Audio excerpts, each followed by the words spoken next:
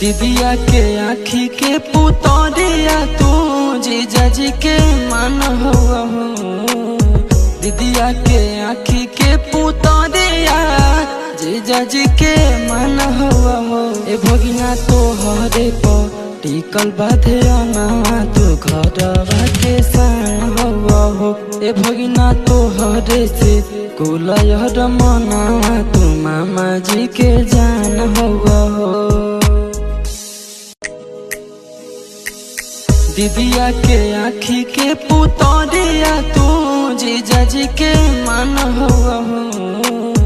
दीदिया के आँखी के पुतरिया जीजा जी के मन हुआ हो। ए भगिना तो हरे पर टिकल बाधे अना तू घरवा के सान हुआ हो। ए भगिना तो हरे से कुलयर मना तू मामा जी के जान हुआ हो।